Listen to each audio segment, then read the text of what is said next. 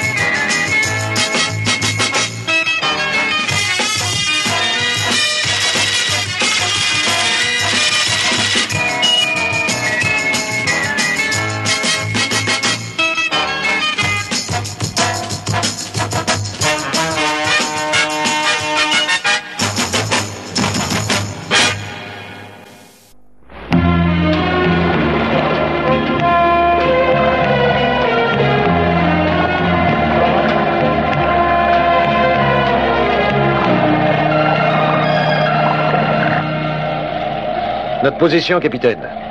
1GR 140288. Bien. Remontez à 8 brasses. Préparez-vous à faire surface.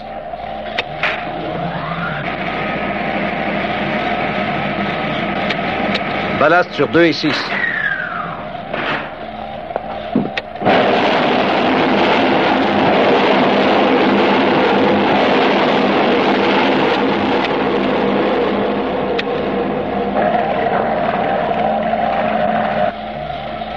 On a atteint les 8 brasses.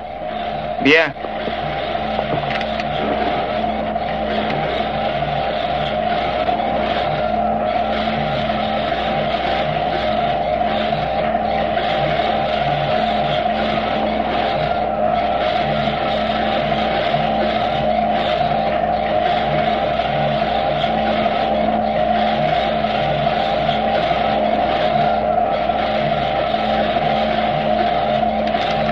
Il n'y a rien en vue. Préparez-vous à faire surface. Salle des machines.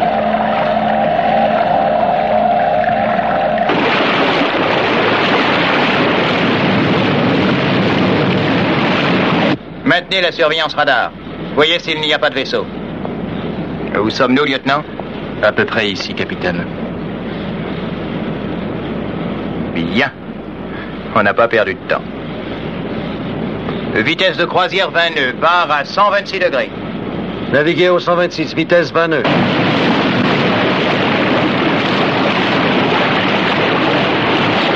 On a hissé l'antenne, capitaine. Merci. Attention, aéroscaphe à contrôle. Nous venons de faire surface. Attendons le passage du satellite. Compris, aéroscaphe. Mais que se passe-t-il au juste, capitaine? Cette mission doit être de la plus haute importance. Général Straker la prend trop à cœur, ça doit cacher quelque chose.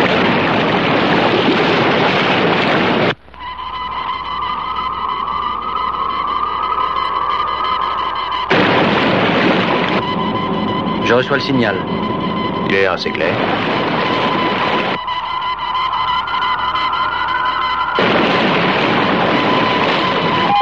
Écho positif du radar de site, progression dans le 279. Merci.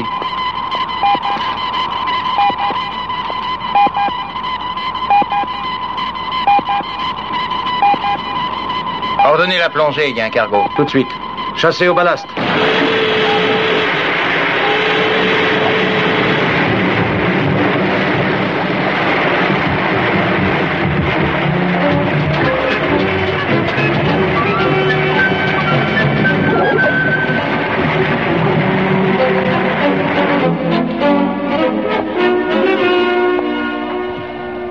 Aéroscaphe à contrôle Shadow.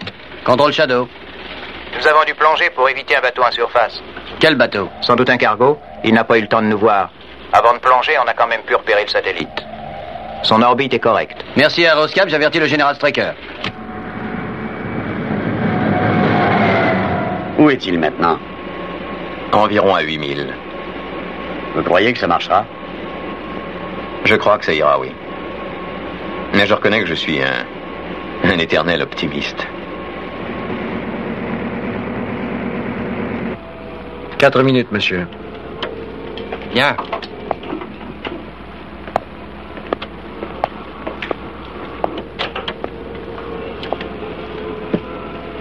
Faites relever la latitude. 10 secondes avant la transmission des données.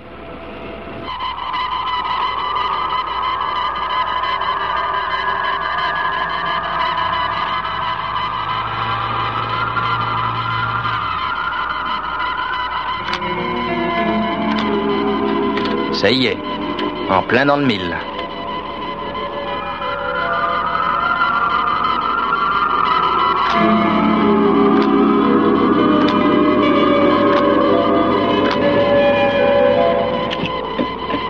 Les premières transmissions commencent à nous parvenir.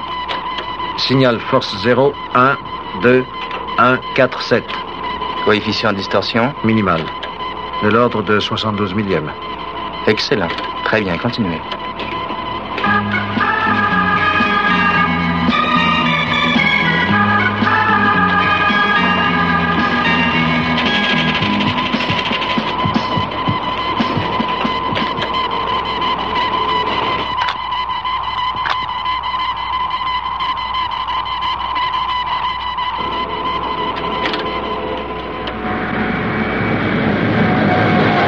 Ce brave docteur n'a pas dû apprécier de ne pas participer au visionnement des résultats. Oui, sans doute. Je crois que les mesures de sécurité ne devraient pas s'appliquer à ceux qui ont pris part à toutes les opérations. On peut peut-être lui envoyer quelques épreuves? Ne nous emballons pas. Voyons d'abord s'il y a quelque chose sur cette pellicule.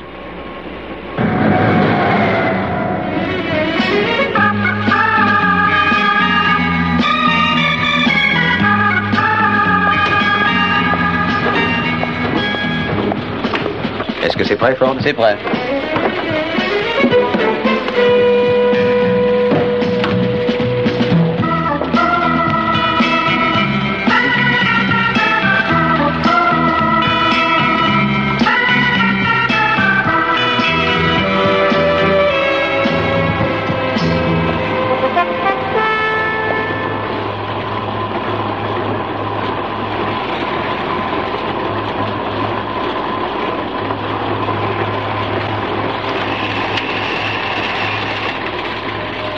Bon sang, regardez ça, le Canadien. Regardez ce détail. Ce cliché a été pris à près de 500 000 de distance. C'est tout simplement fantastique.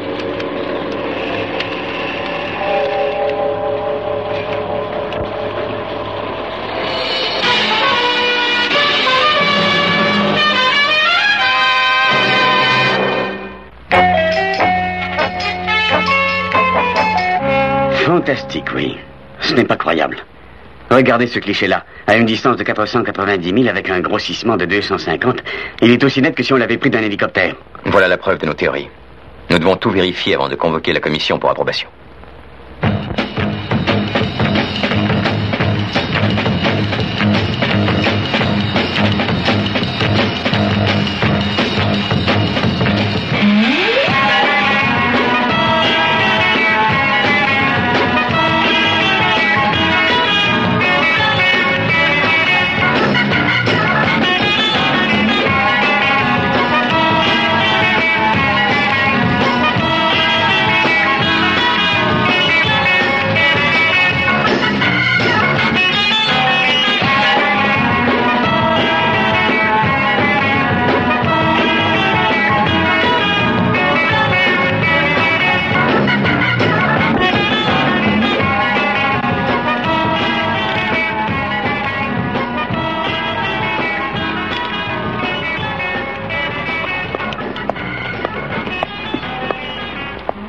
Où en êtes-vous, Kelly? Tout marche bien, général. Nous avons fini les essais préliminaires. Il y a beaucoup moins de modifications que nous l'avions cru. Souhaitons que ça continue. Quand dois-je convoquer la commission pour la mise en service? Dans 3 ou 4 semaines, il nous reste à vérifier les liaisons. Parfait. C'est très bien, continuez. Alors, général, je voudrais vous dire un mot. Vous permettez, John? Oui, oui, je vous laisse.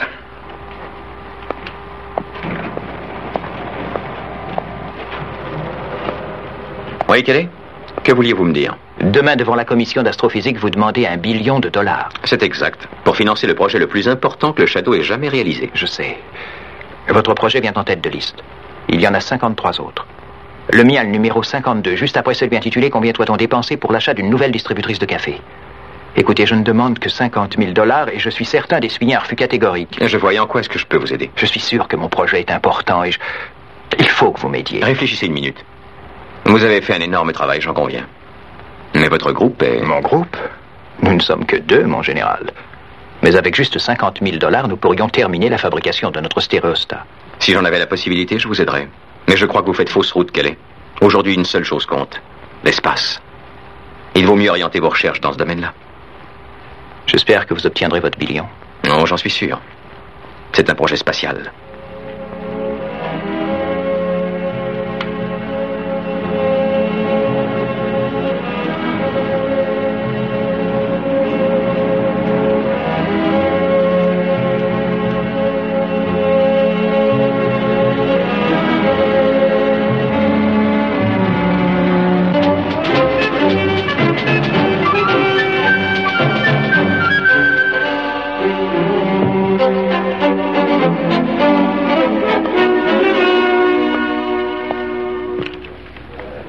Oui, tout ça c'est bien joli. Mais ne poussez pas trop sur les dépenses, hein, Straker. Faites-moi confiance.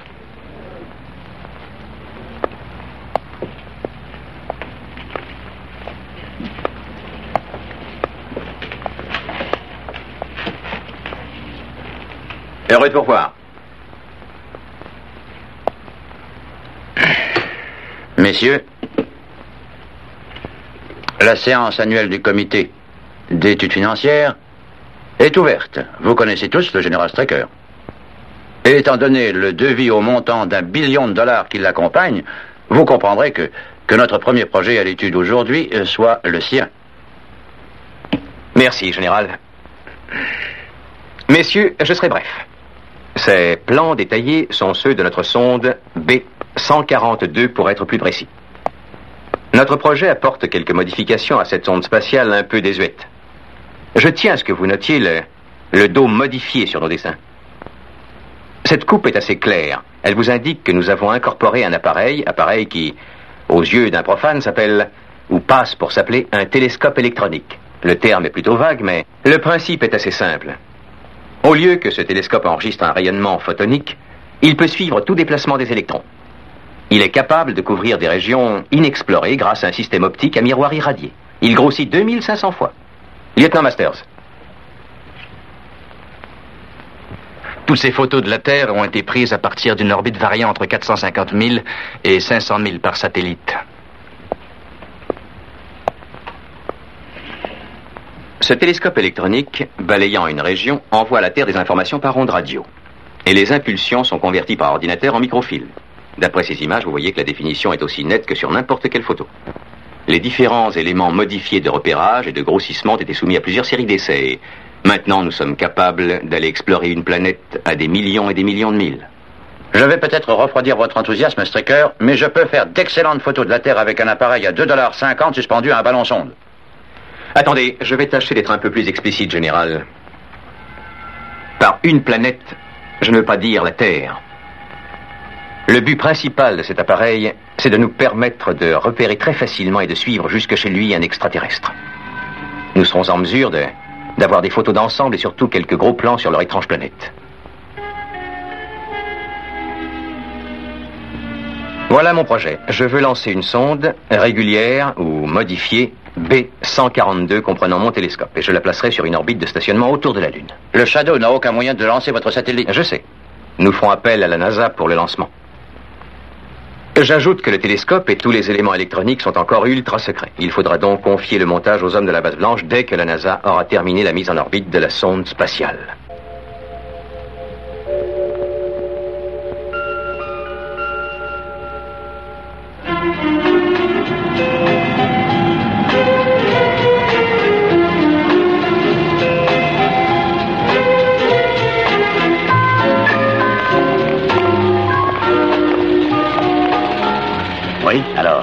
Trouvez Foster et amenez-le-moi immédiatement, le Canadien.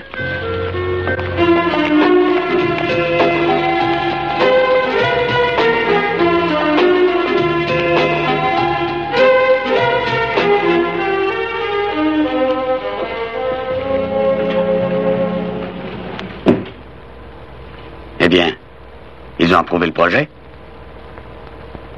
Mais il y a une difficulté. Oui, parce que le lancement est fait par la NASA et que nous avons le vol 702 dans 4 semaines. Oui, ce sera juste, Ted. Je sais, oui, c'est court pour résoudre toutes nos questions et pourtant il faut y arriver.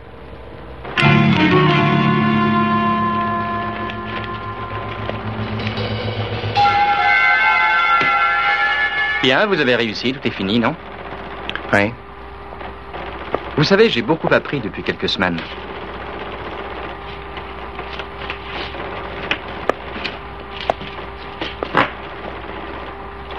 Donnez-moi le stylo à billes. Je crois que je vais vous donner vos 50 000 $. Ah, non, ça ira très bien. J'ai encore quelques vieux bijoux de famille, ça ira.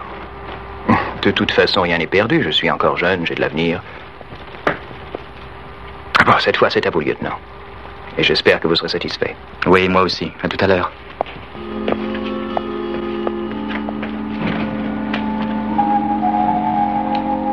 Dites au lieutenant Masters de se rendre à la clinique pour la visite d'embarquement.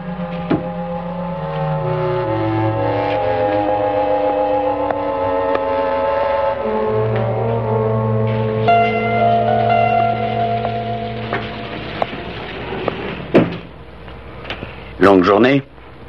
Longue semaine, oui. Je crois que cette fois, ça y est. Oh, Alec, je pense que je vais emmener le lieutenant Kit Ford avec moi à la base blanche. C'est une bonne idée. Je suis sûr qu'il ne sera pas de trop. Oui. Écoutez, Alec, il vaut mieux que les communications avec la Lune soient dès maintenant réduites au minimum. Bien sûr. Où en est-on sur l'aire de lancement? Oh, ça, Alec. Je laisse le lancement aux soins de ces messieurs les spécialistes de la NASA.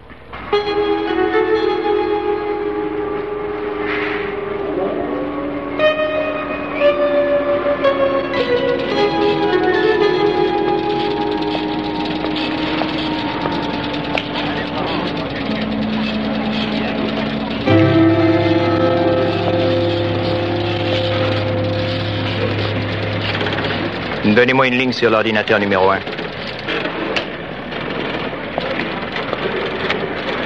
Lecture électronique. Canal 1.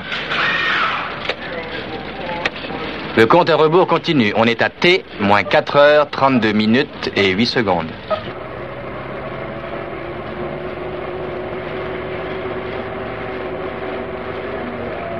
Tuyère principale. Oui. Refroidisseur. Oui. Carburant liquide. Oui. Télémétrie. Oui. T-moins 3 minutes. On a le feu vert à tous les niveaux de lecture. T-moins 60 secondes.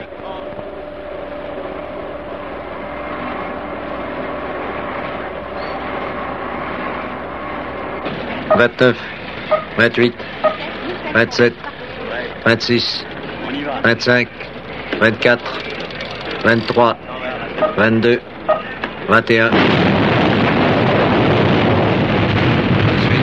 17, Passez sur circuit annexe.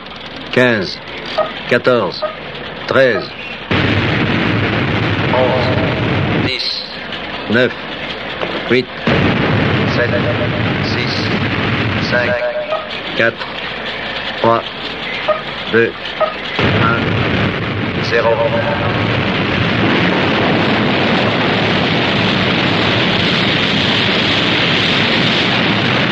T plus 10 secondes.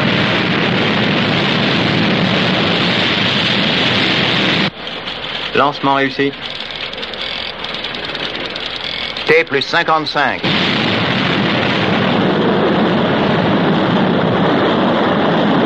T plus 60. 3, 4, 8, 2. T plus 65. 3, 7,2. Tout est correct.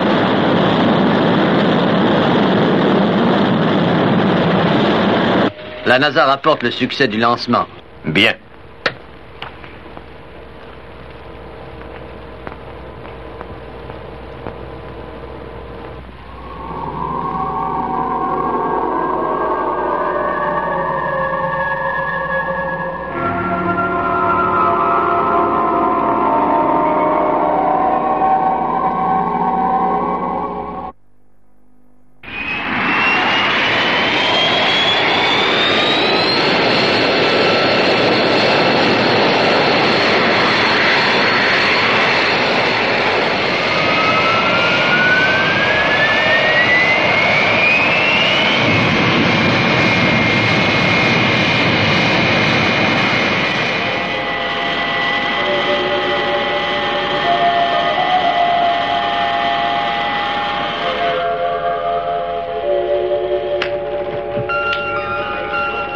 Base blanche à module lunaire, prenez note.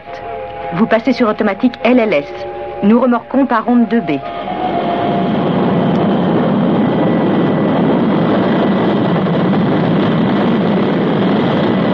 À l'unissage, moins 7 secondes. Bien.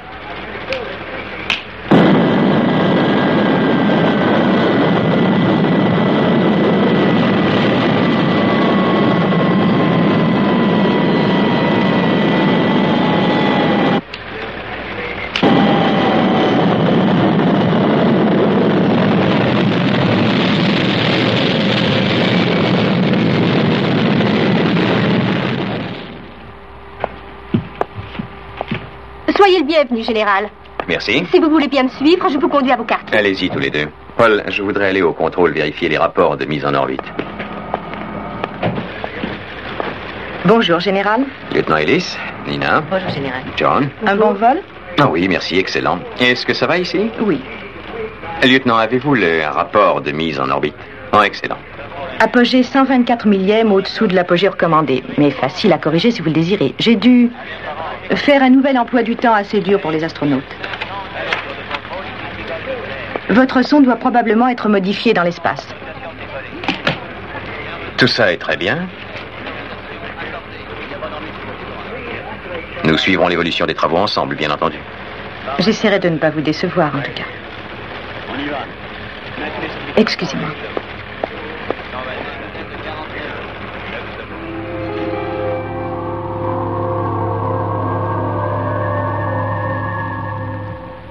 En raison de mesures de sécurité très strictes, personne sur la base blanche ne connaît le but du projet Découverte 2.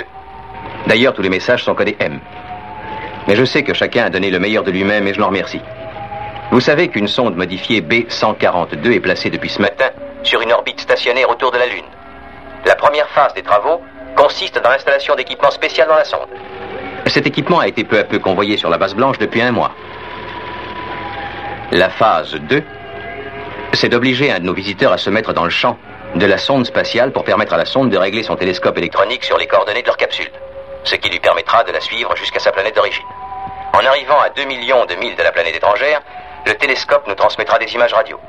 Avec de la chance, nous réussirons le premier cliché en gros plan de ce monde inconnu. Notre première arme réellement assez puissante pour espérer vaincre un jour cette planète. Merci. La situation est enivrante, lieutenant. Oui, elle l'est. Il faut commencer les travaux d'assemblage aussitôt que possible. D'accord. Qui ira sur la sonde spatiale, général? Le colonel Foster et le lieutenant Masters.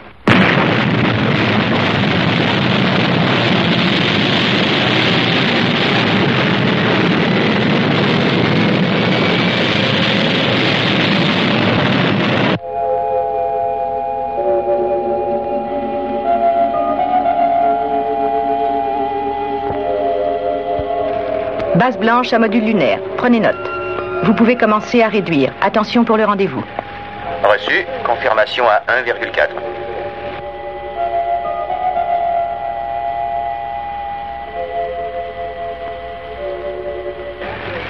« 022417. Entendu, contrôle, contact visuel.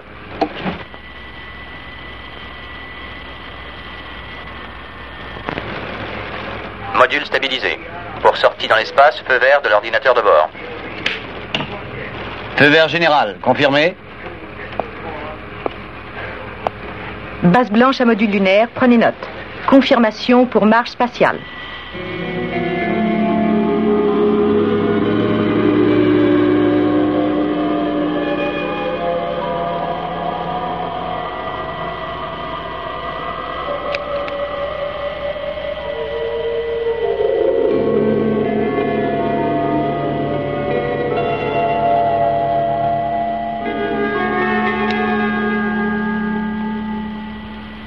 Conditions de sécurité vérifiées.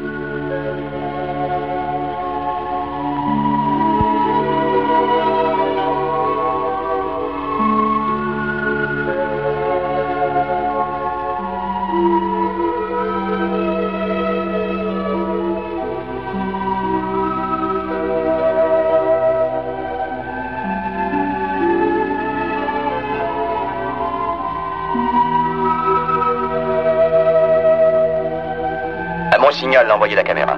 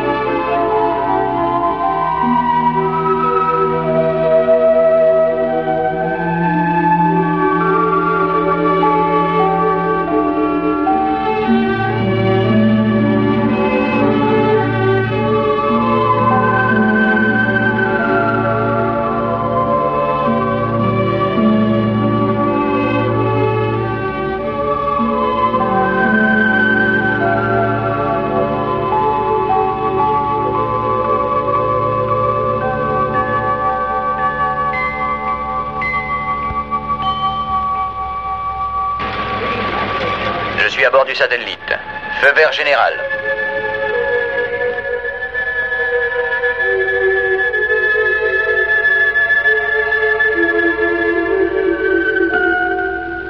Étape 1 terminée. Contrôle à équipage spatial. Entendu. Beau travail, Paul. Présentez mes félicitations à tous ceux de votre équipe.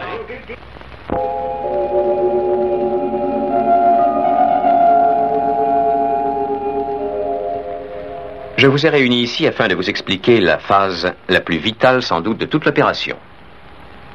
La sonde spatiale est bien sur orbite. Tout l'équipement est monté et chaque test a été un succès. Lieutenant Ellis.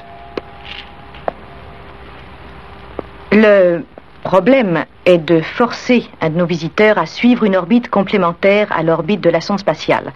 À ce moment-là, nous pourrions mettre en service le repérage balistique de notre sonde et le coupler sur les coordonnées de leur capsule. Et pour cela, nous devrons diriger nos intercepteurs avec précision. Les mouvements des vaisseaux extraterrestres ont été étudiés par ordinateur, ce qui nous donne un schéma assez précis. C'est celui-ci.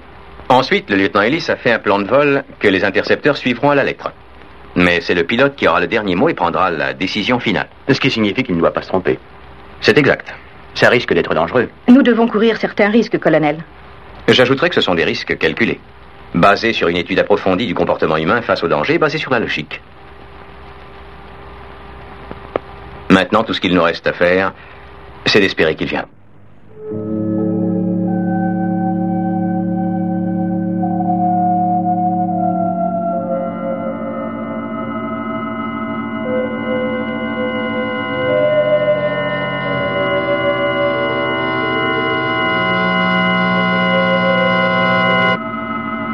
Rouge, extraterrestre dans 1-4-2, bleu, direction constante. Ici le contrôle. J'ai reçu un avis d'alerte rouge. Je répète, alerte rouge. Écho vérifié est positif sur zone 1-4-2 bleu. Vitesse relative 8,35. 1-4-0-1-3-9. S'il vient de confirmer, il approche du couloir aérien repéré. Bon. À vous, lieutenant, je vous laisse.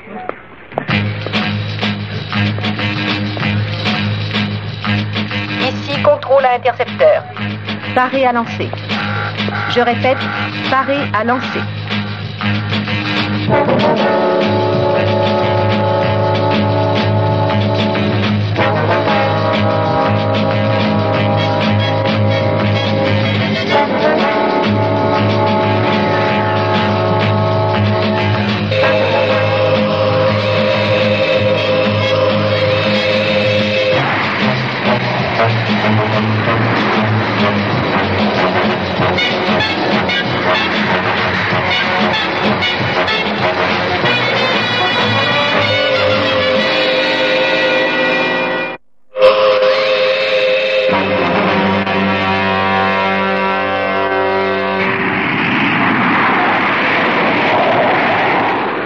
Ici le général Stryker. Vous connaissez tous l'enjeu de cette mission. Le contrôle est assuré par le lieutenant Ellis. Les vols planifiés sont retransmis en clair par le lieutenant Ford. Extraterrestre, direction constante, vitesse relative moins 8,35. Notre visiteur maintient sa direction et sa vitesse.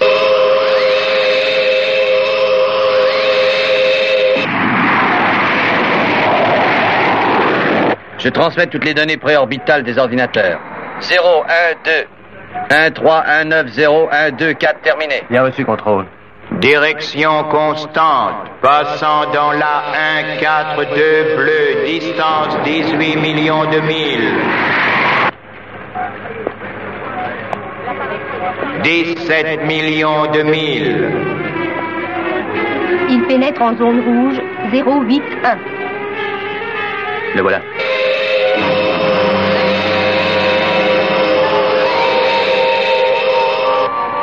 Il change de direction.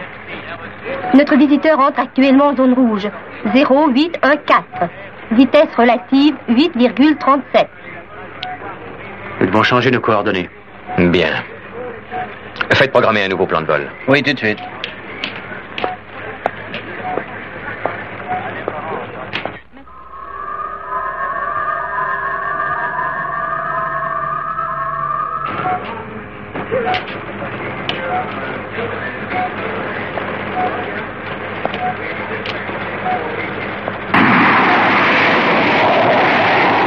Contrôle à intercepteur, attention, nouvelles coordonnées, 04214822148, 1,1272, 1127. Chef de groupe à 2 et 3, nous changeons de direction. Sur la 2148. Entendu, chef de groupe. Les intercepteurs ont perdu le contrôle radar. Il faut agir et vite.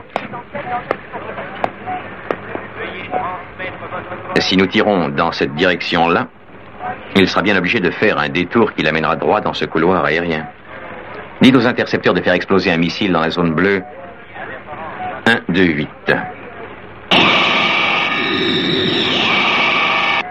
Contrôle à intercepteur. Brisez votre formation. De nouvelles instructions vous seront transmises.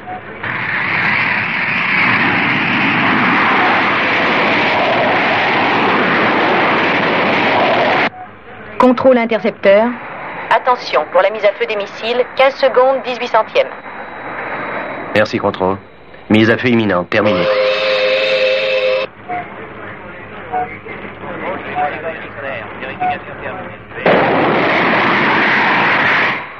Mise à feu, moins 5 et 2 dixièmes de seconde.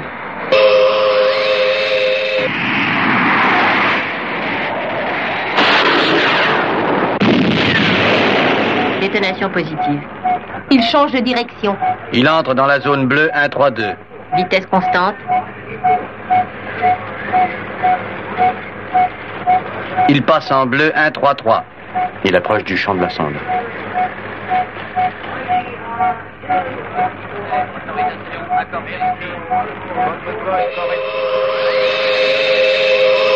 Attention, il a accéléré. 8,38.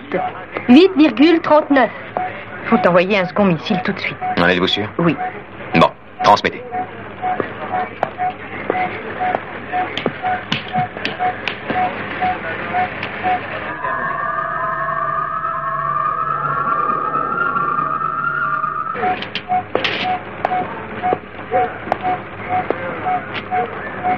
Bien. Avec un missile dans la zone bleue, au 2-7, ça devrait marcher. Ordonnez la mise à feu, lieutenant. Coordonnées des missiles. 104 018 826. Bien reçu.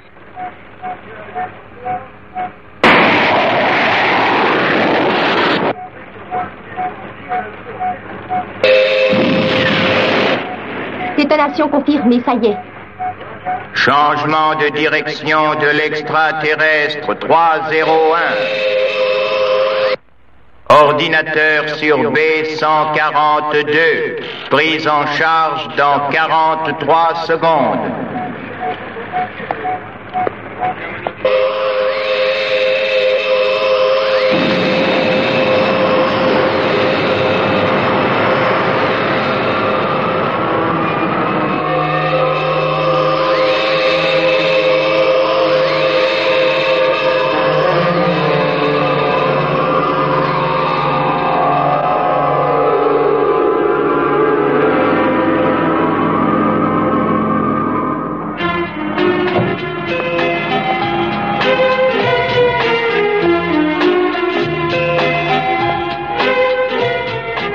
Lieutenant.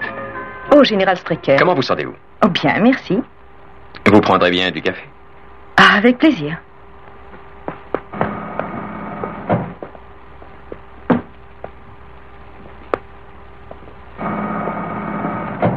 Vous voulez du lait et du sucre? Au noir et sans sucre.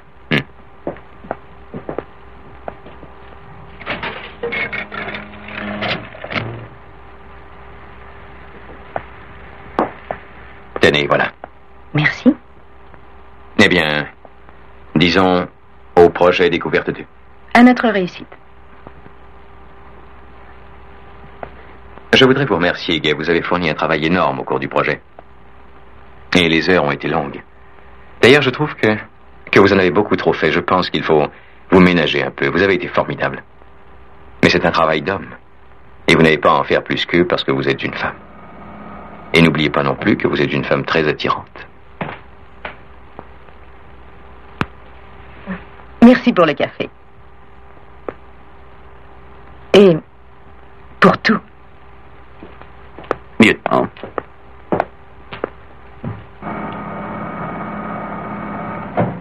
Colonel Foster. Oui.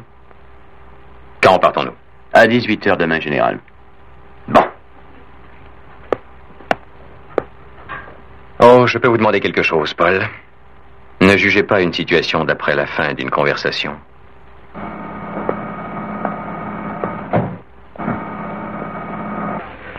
Le module lunaire décollera dans moins de 18 minutes. Mesdemoiselles, je tiens à vous remercier encore une fois.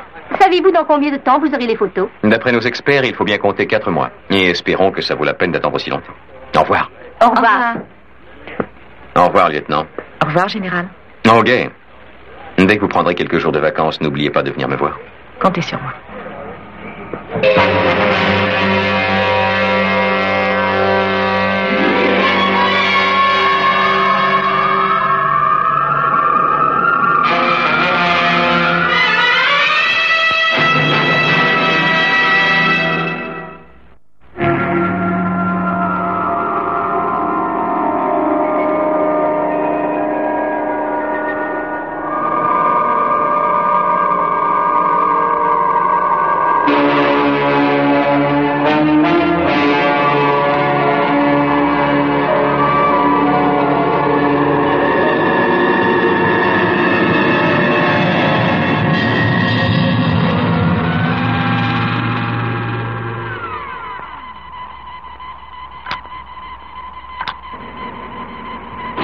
Ça y est, général, elles sont là.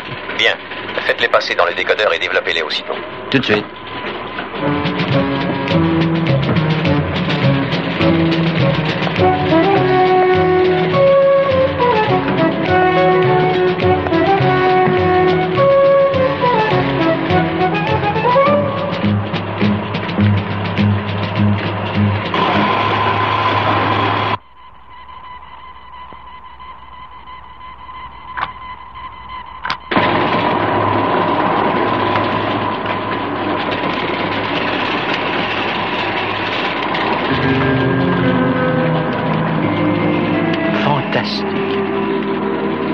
Oh, regardez ça.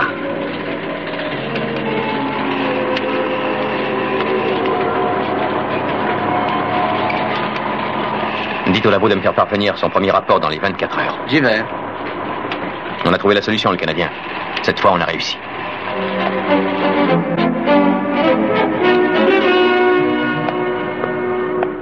Bonjour, général. J'avais dit dans les 24 heures, je crois qu'elle est...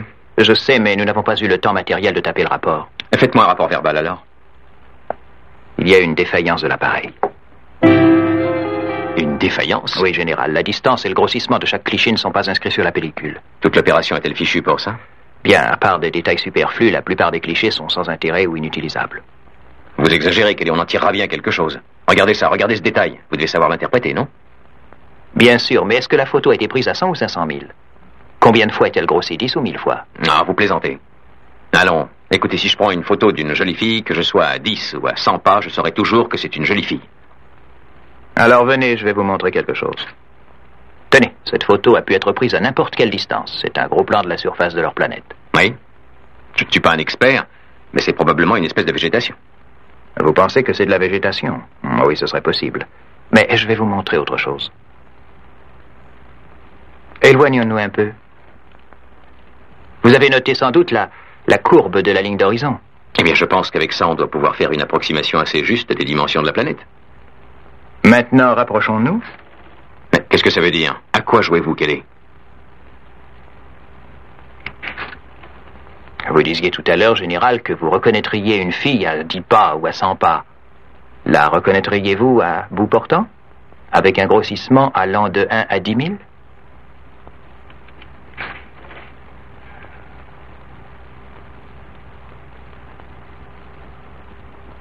Bonjour, général. Lieutenant. Merci. Allez vous reposer, lieutenant. Non, attendez, restez là un moment, voulez-vous, lieutenant?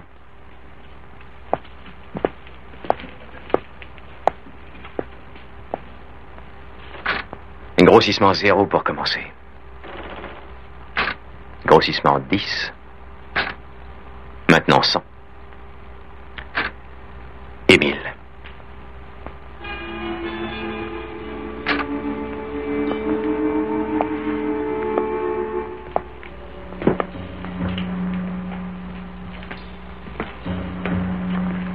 Ce n'est pas la photo du siècle, mon cher général, ni la meilleure façon de passer des vacances. Votre aide nous a été précieuse. J'en suis flattée.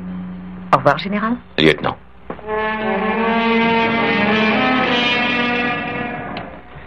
Oui, je me rends compte du problème. J'aimerais que vous jetiez un coup d'œil à ça.